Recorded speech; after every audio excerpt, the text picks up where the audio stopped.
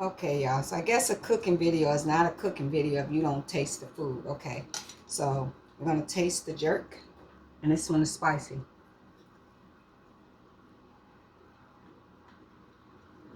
But it's so nice and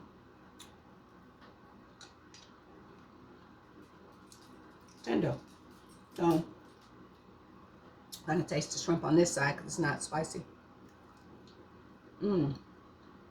Flavor is so good. Want some, Gina?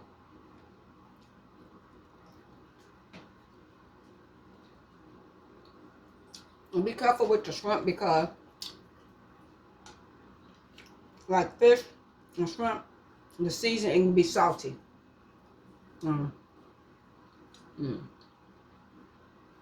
Pretty good. Got that spice, that kick, and it's juicy. It's not tough or anything. So, thank you guys for watching. Toodles. But it's good though. Try it. And the jerk sauce, I get it from Walmart. I already mixed up too. It helps y'all be so kind of like embarrassed eating on camera. I do. Less spices. Woo. But it's good. Okay.